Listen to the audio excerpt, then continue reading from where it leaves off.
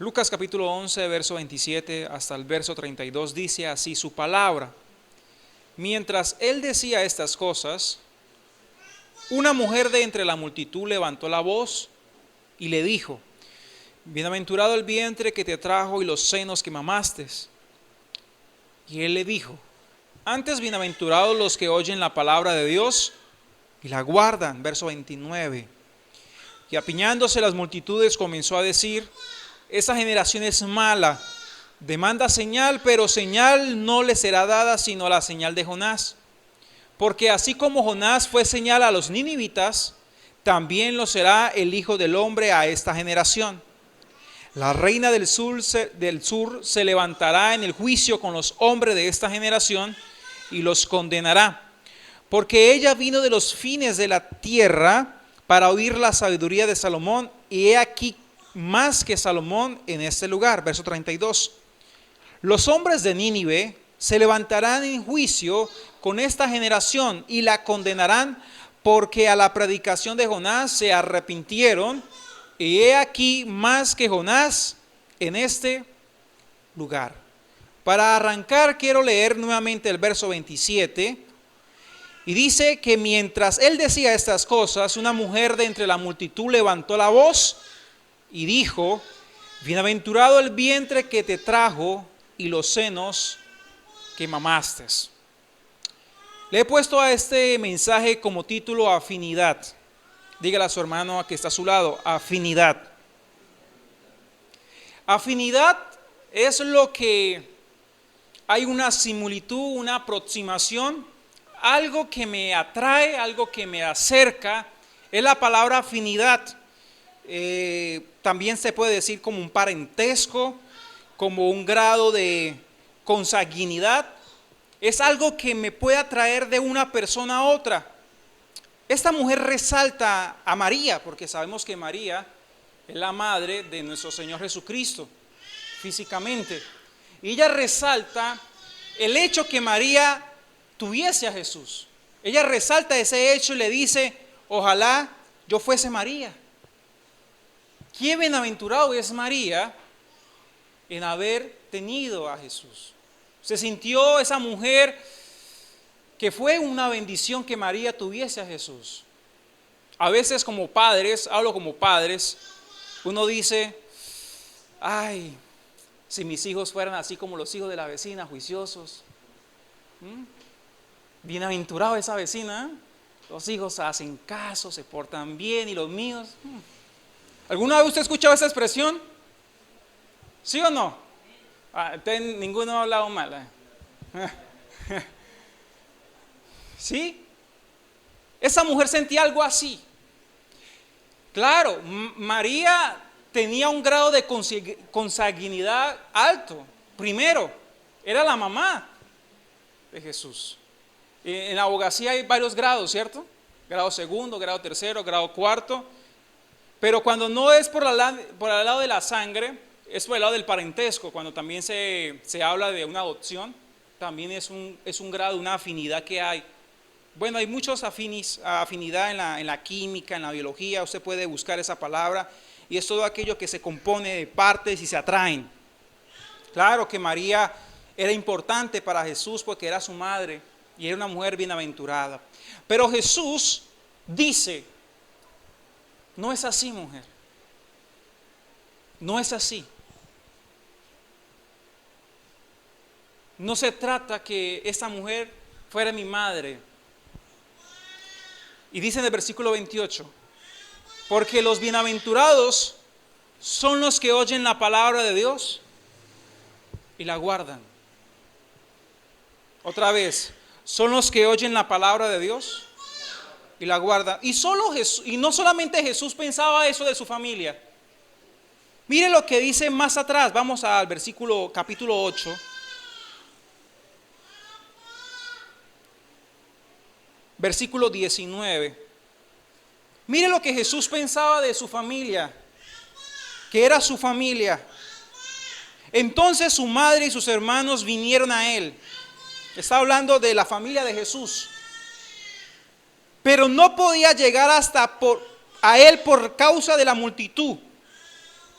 y se le avisó diciendo: tu madre y tus hermanos están fuera y quieren verte. Mire lo que dice el verso 21. Él entonces respondiendo les dijo: mi madre y mis hermanos son los que oyen la palabra de Dios y la hacen. Acá ya no dicen los que oyen y los que la guardan. Aquí ya hay otra palabra: y hacer. Entonces, si usted quiere ser afín, quiere ser familia o quiere estar cerca de Jesús, no basta que usted sea su hermano más cercano. Basta que usted oiga la palabra de Dios, la guarde y la haga. Otra vez, diga: oír, guardar y hacer.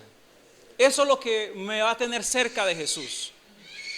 Y Jesús ve eso y dice: esos son mis verdaderas familia. Jesús nunca estaba menospreciando a su familia, sino que estaba hablando en un término espiritual.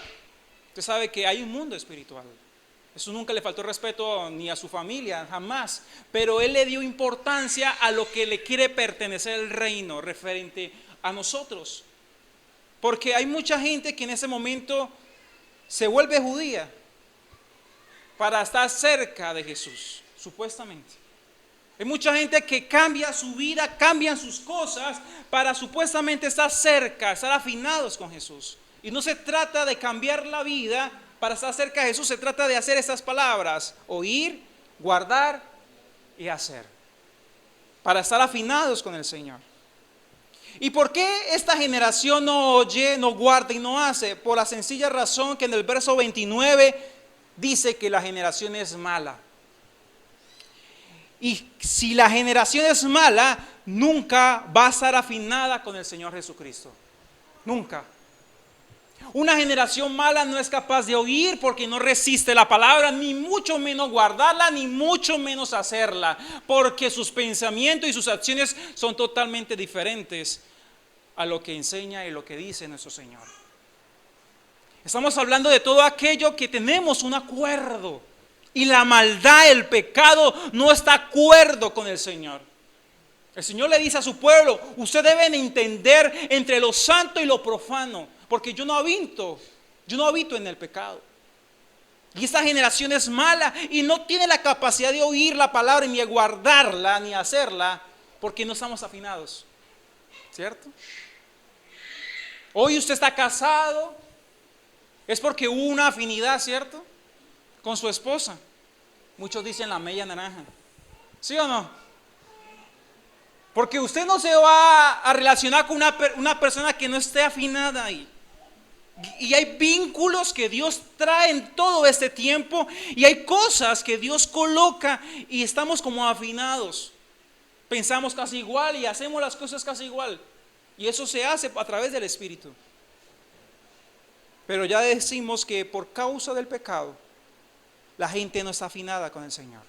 A pesar que sea la mamá, a pesar que sean los hermanos, uno diría son los más cercanos a Jesús.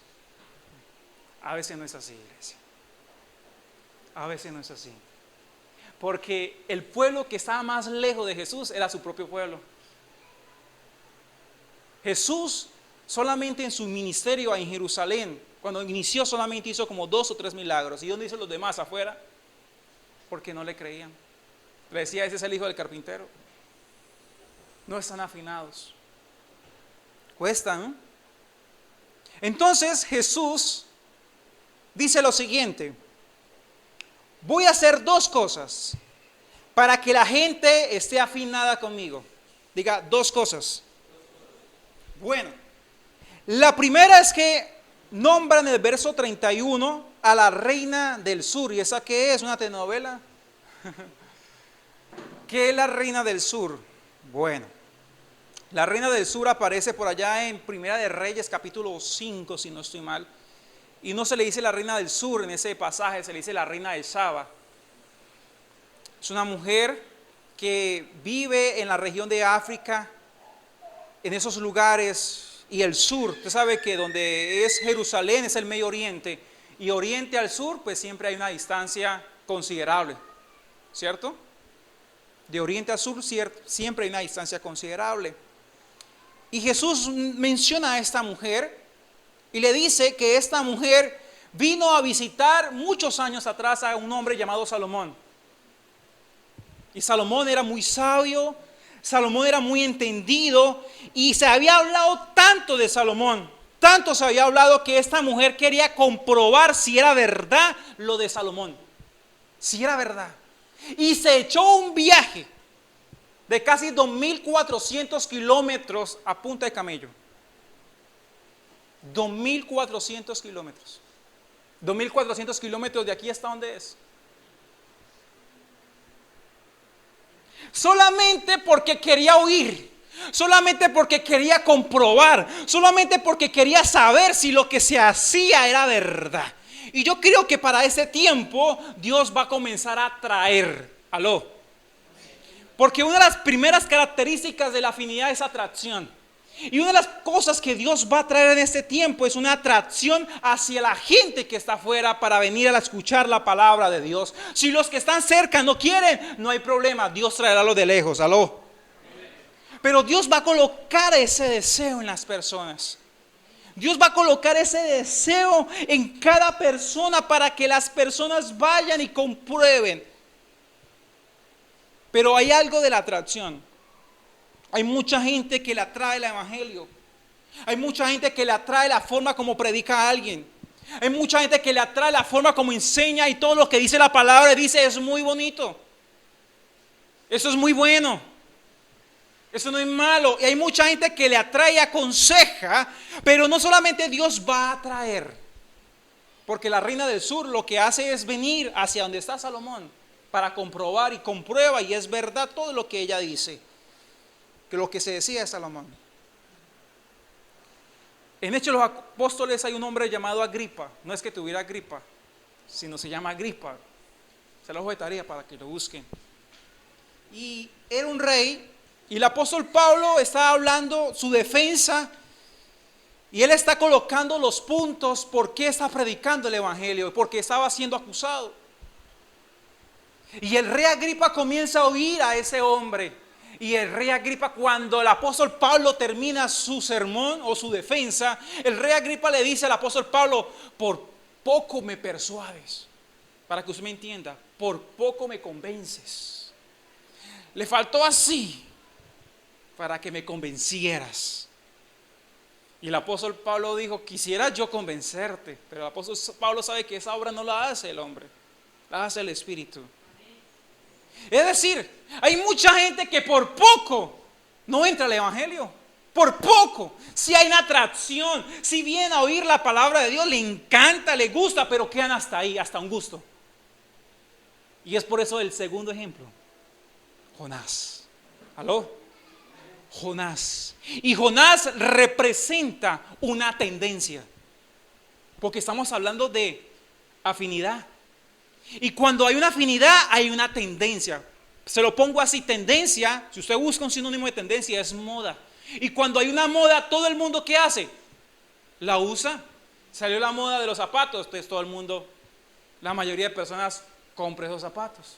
Salió la moda, eso es una tendencia, ¿cierto? No solamente Dios en este tiempo va a traer la gente, sino que Dios va a hacer como tendencia que exista la palabra arrepentimiento. Porque cuando Jonás predicó fue tendencia porque todos se arrepintieron. Todos se arrepintieron. ¿Saben la historia de Jonás o nunca la han leído? Jonás, venga, se la recuerdo. Jonás es un hombre que ni siquiera creía. Él no quería predicar. Primera vez que veo un profeta predicando en un pueblo gentil. Es la primera vez. Dios siempre enviaba a sus profetas, era para su casa, a los Judá y Israel, pero nunca para un pueblo gentil. Dios hace eso. Y Jonás, siendo judío, él no quería ir hacia esos gentiles. Él no quería ir. Dice que compró un pasaje y se fue hacia otra dirección. Dios le dijo: ve a Nínive y predica esto. ¿Y él qué hizo? Compró un pasaje y se fue hacia Tarsis. ¿Cierto? Bueno, no quiero predicar sobre Jonás, sobre esos aspectos. Pero dice la palabra de Dios que Jonás estaba en medio de la marea, del mar. ¿Y qué pasó? Comenzó a haber una gran tormenta. Y todo el mundo asustado, todo el mundo dijo, acá vamos a aparecer. Y Jonás estaba ¿dónde? Durmiendo. Lo levantaron, digo, ¿qué tienes, dormilón? Clama a tu Dios. Y Jonás entendía que lo que estaba pasando era por él. Agarraron a Jonás y Jonás declaró toda la verdad. Y Jonás dice, la única solución es que me tiren al mar. Y ahí sí se calma el mar. Y nada ha pasado. Y así dice la palabra, lo agarraron, lo tiraron al mar. Y dice la palabra de Dios que se lo tragó un gran pez. No dice que es una ballena, no me dice. Solamente me dice un gran pez. Y el pez, pues era un submarino enviado por Dios. Y lo llegó y lo envió hasta Nínive, lo metió hasta allá. Y lo vomitó. Lo echó allá. Jonás duró en el pez 3 días y 3 noches. Esa era la señal. Que el Señor Jesucristo iba a estar en lo más profundo de la tierra 3 días, 3 noches. Pero al tercer día dice que Dios lo iba a levantar. Amén. Bueno, eso fue una señal para... Pero ¿qué pasó? Jonás cuando se levanta, Jonás dice, bueno, voy a hacer caso, voy a obedecer. Y Jonás entra a Nínive y dice que Nínive era tan grande que usted se demoraría 3 días caminando recorriéndola. 3 días. Eso en un día, ¿cuánto puede recorrer en un día? Si usted se pone juicioso, ¿cuánto puede caminar en un día? ¿Hasta dónde puede llegar? Ahora póngale 3 días caminando juicioso. Así era Nínive grande. Era bastante grande. Y Jonás, el único mensaje que decía, arrepiéntense pecadores, porque si no el Señor los va a destruir. Él no quiere ni predicar. Digo, arrepiéntese sin tanta hermenéutica, sin tanto show. Solamente decía arrepiéntese. Y decía, ojalá que se quemen, ojalá que no se arrepientan. Él decía eso porque más adelante lo vemos. Y mire, Jonás, Dios tomó su mensaje y hizo que hasta el más pequeño, hasta el rey, se arrepintieran. Mire, a veces queremos ver un cambio en un país, lo vemos en Venezuela, pero mire, debe ser el cambio hasta el niño, hasta el presidente, papá. El cambio no es de unos, es de todos. Es de todos. Y dice que desde el más pequeño hasta el más adulto.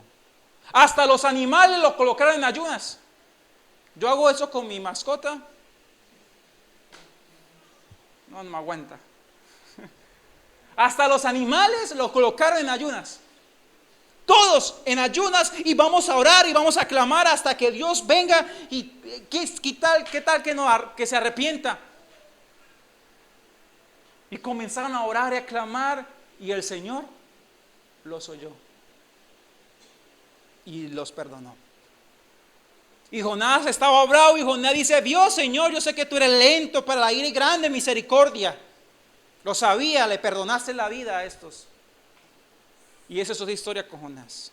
Y el Señor en su último capítulo le dice, Jonás, yo no tendré piedad de un pueblo que no sabe diferenciar de su mano derecha a su mano izquierda y muchos animales. Yo no tendré piedad de 120,000 personas que viven acá en esta ciudad. ¿Por qué Jesús nos habla ahora de esta palabra? Porque el Señor no va a traer cualquier arrepentimiento, iglesia. El Señor va a traer un tremendo avivamiento. Porque si se convierte una ciudad completa, todos se convirtieron, toda esa nación se convirtió, no fue cualquier arrepentimiento. Yo cuando estaba estudiando eso decía, ay Señor, pues la segunda palabra es arrepentimiento. La primera es que tú no vas a traer, y la segunda es que nos vas a pedir arrepentimiento.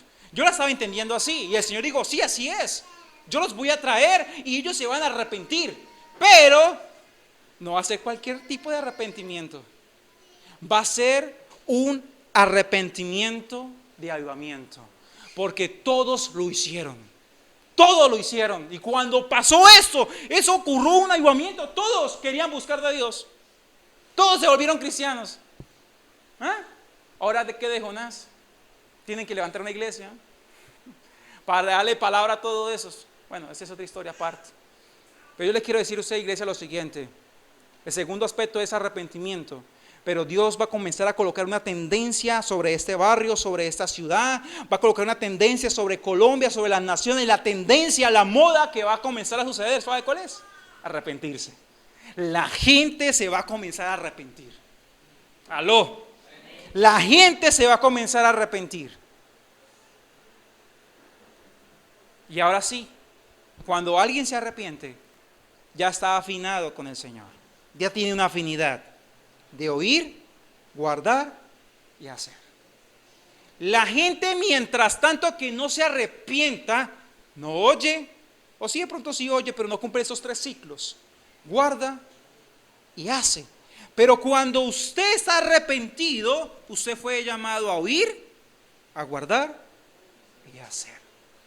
Anderson, ¿por qué muchas veces nos cuesta? Oímos, guardamos, pero ¿por qué nos cuesta hacer?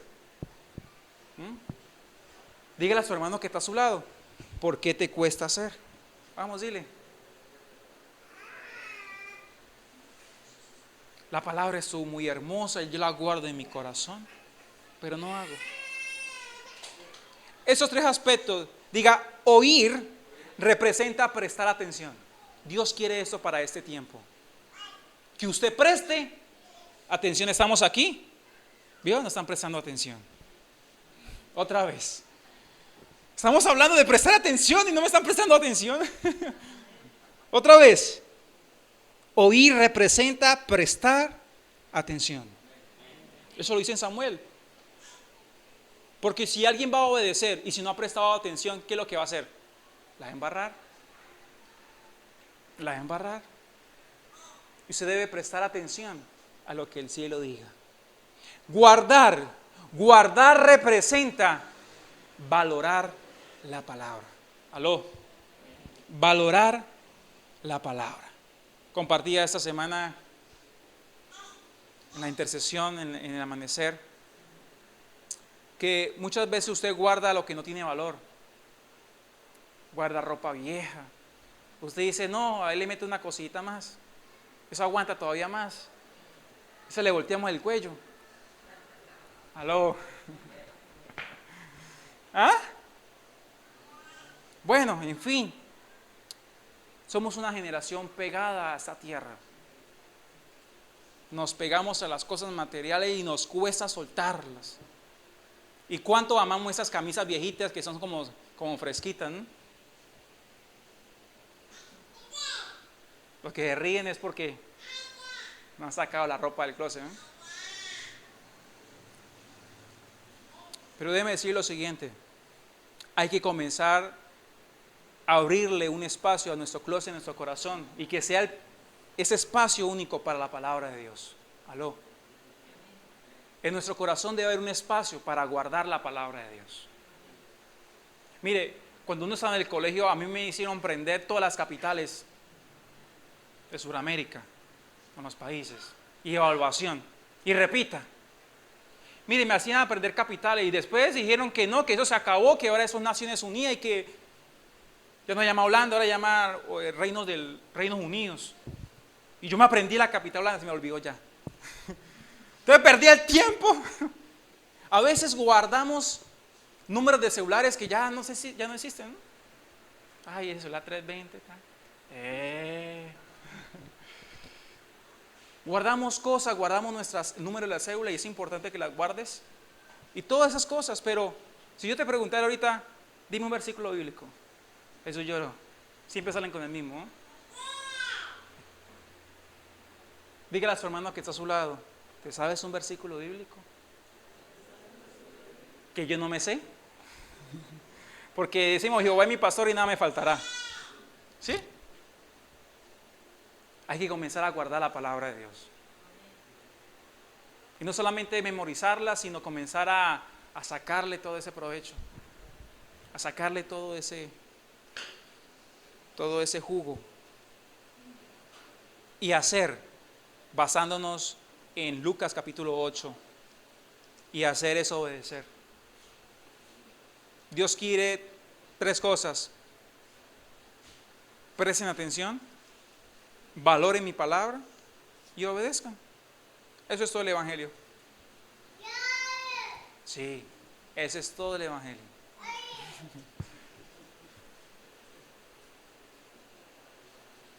Ahora sí, la pregunta que le hice al principio, hace ratico.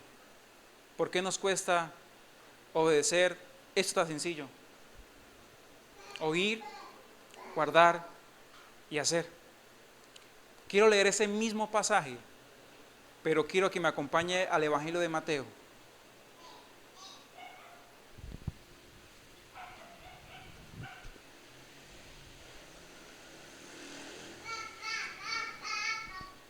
Mateo, capítulo 12, verso 38 hasta el verso 42, me dice lo mismo que usted leyó en Lucas. Me dice totalmente casi lo mismo. Mateo capítulo 12, verso 38 hasta el verso 42. Pero hay algo en el verso 39 que no está en Lucas. Y yo quiero que usted esté atento allí. Y él respondiendo y les dijo: la generación mala, hablamos de una generación ¿qué? Mala. Pero aquí hay otra palabra, y adúltera. Y adúltera. Adulterio es infidelidad, ¿cierto? Usted busca el significado de adulterio, es infidelidad. Es algo que está contaminado. Y a veces nosotros no oímos, no guardamos y no hacemos porque estamos contaminados.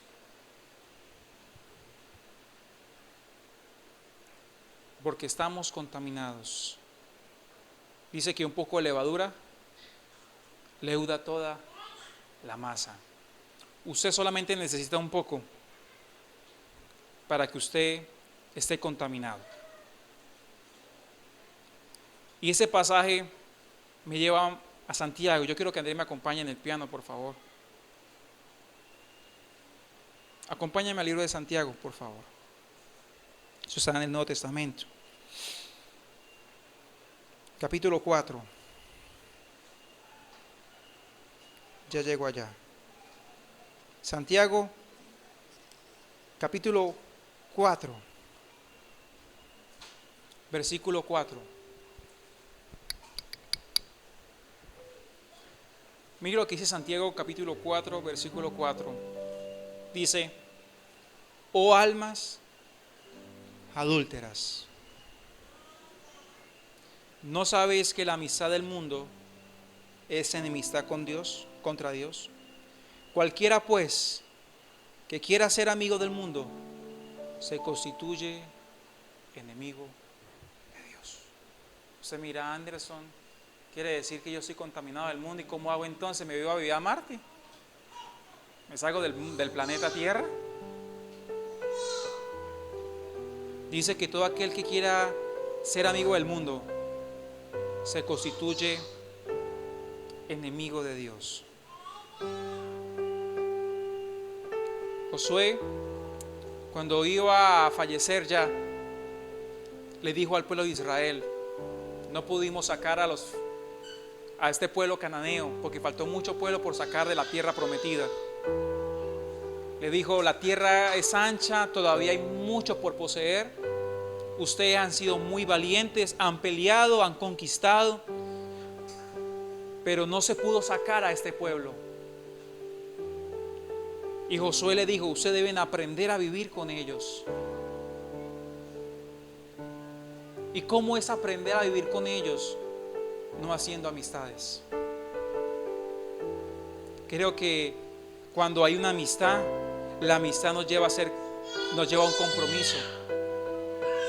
Porque el primer vínculo que hizo el pueblo de Israel con los cananeos fue que hicieron amistades y se casaron. Y matrimonio es un compromiso. Cuando tú inicias una amistad que no es de Dios, sino de este siglo, esa amistad tarde o temprano te va a llevar a un compromiso. Y ese compromiso te va a acercar de la voluntad de Dios y te vas a contaminar. Tú puedes tener compañeros de trabajo, tú puedes tener compañeros en tu cuadra, compañeros, pero amigos, debes seleccionarlos muy bien. Porque si no lo haces, ellos te van a arrastrar a un compromiso y el compromiso te va a llevar a separarte de tu Dios. ¿Aló? No es que la generación sea mala, sino que hay una generación que está contaminada y eso puede contaminarte a ti y me puede contaminar a mí. Y hay tantas cosas del mundo que ahora yo tengo y debo estar luchando para que eso no esté en mí. Jeremías, una ocasión donde Dios le dice a Jeremías que ellos se conviertan a ti, tú no a ellos. Jesús en el huerto, por ahí en Juan capítulo 17 versículo 10, le dice: Señor, oro por lo que tú me has dado. Ellos no son del mundo, oro para que los guardes del mundo. Ni siquiera Jesús ora por el mundo, porque dice: Señor, yo no oro por el mundo, yo oro por lo que tú me has dado, los que están en el mundo. No oro para que los saque, porque ¿para dónde los lleva? No oro para que los saque, sino para que los guardes de la maldad.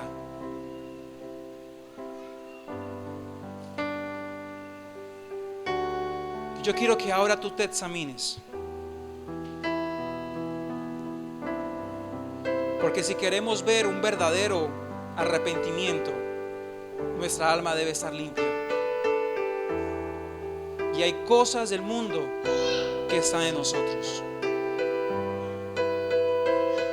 Te voy a colocar una prueba, un ejemplo. Si hoy en tu casa no hubiese televisión, ¿tú qué haces? ¿Vivirías sin la televisión? Amén, gloria a Dios. No estoy contaminada por ahí. Salvé. Si se quitaron los celulares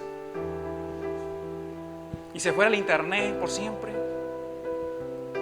¿tú vivirías sin poder mostrar los estados y el WhatsApp? Y ¿tú vivirías así?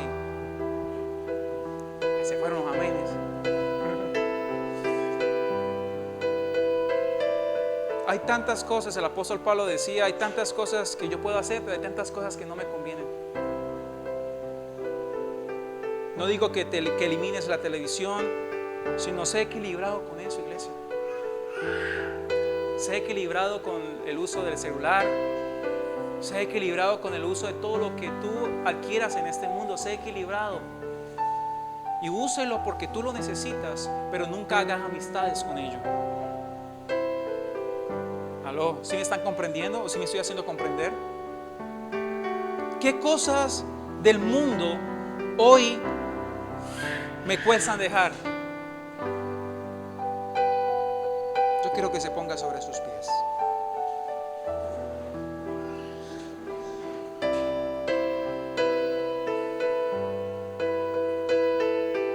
La semana que pasó el Señor me estaba ministrando mucho este pasaje. Y una de las primeras cosas que el Señor me enseñaba el miércoles, que compartía con la iglesia, es que nuestra vida debe estar equilibrada. Y nuestra vida debe estar llena de atracción por su presencia. Ya no nos atrae un hombre, ya no nos atrae una sabiduría, ya no nos atrae una iglesia física, pero sí nos atrae su presencia. Y yo quiero comprobar todo lo que se escribió allí, si es verdad. Y la única forma de saberlo es ir hacia su presencia. Es la única forma. La reina Shaba estaba por allá al otro lado del continente, y ella atravesó para escuchar la sabiduría de un hombre. Y Jesús dice: más que ese hombre soy yo, más que ese hombre, y yo habito entre ustedes y ustedes ni siquiera me dan atención. Su palabra habita entre nosotros y ni siquiera somos atraídos a leerla. Pero Dios en este tiempo va a levantar una generación que le llame la atención este libro, que le llame la atención esa sabiduría, que le llame la atención cada página, cada verso. que devore esa palabra como un panal de miel. Y cuando la esté devorando, Dios va a traer una tendencia, va a traer un arrepentimiento.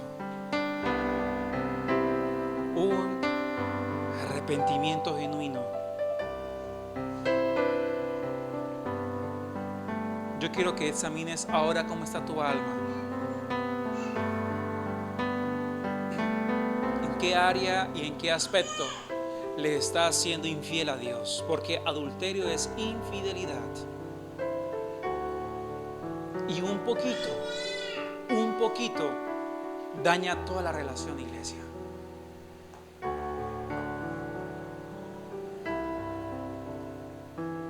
¿Cómo está tu alma en este momento? Y dile: Señor, perdóname. Hoy quiero dejar ese pecado. Hoy quiero dejar esa moda del mundo, porque es que el mundo trae.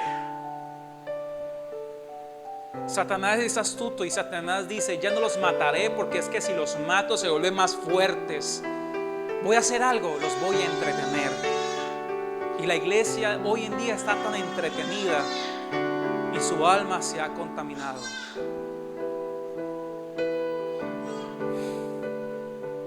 Ayúdanos, Padre Celestial, a mantener un alma pura. Porque si queremos ver un verdadero arrepentimiento, comienza en mi casa, comienza en mi vida. Y voy a leer la última parte de Jesús, donde Jesús ora por sus discípulos. Juan capítulo 17, versículo 15. Vamos al verso 14 mejor. Dice: yo les he dado tu palabra y el mundo los aborreció, porque no son del mundo, como tampoco yo soy del mundo. No ruego que los quites del mundo, sino que los guardes del mal. No soy del mundo, como tampoco, no son del mundo, como tampoco yo soy del mundo. Santifícalos en tu verdad, tu palabra es verdad. Ahí está la oración de Jesús, donde ora por sus hijos, en los que están en el mundo. El mundo al fin se va a condenar, pero hay mucha gente que Dios va a salvar. Y Dios en este tiempo me decía: falta aproximadamente, si usted hace la cuenta, contando 3 días, queda más de 40 días.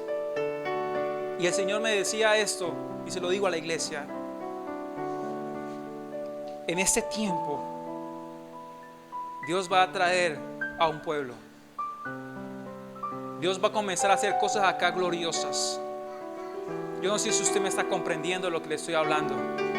Dios va a comenzar a hacer cosas gloriosas, y si las hace acá, alégrase, porque la va a hacer con usted, la va a hacer en su casa, la va a hacer en su familia. Dios va a comenzar a impartir sabiduría sobre tu familia, sobre tu casa, sobre lo que tú haces, y que Dios va a hacer que eso sea conocido, y personas vendrán a ver, vendrán a escuchar, vendrán a afirmar si es verdad. Y no solamente vendrán a afirmar, sino que se quedarán así como el pueblo de Nínive, que se arrepintió. Y eso es lo que el Señor va a comenzar a hacer en este tiempo. Y gracias, porque tú seguirás confirmando esta palabra. No es casualidad, Señor. No es casualidad, Padre Celestial, lo que tú vas a hacer en este tiempo. Pero tú lo vas a hacer con un pueblo que se ha traído y con un pueblo que se arrepienta. Gracias, Señor, porque lo estás haciendo con cada familia, y cada uno sabe qué áreas todavía tiene del mundo que necesita quitar. Te alabamos, te bendecimos y te exaltamos a ti. Amén y amén.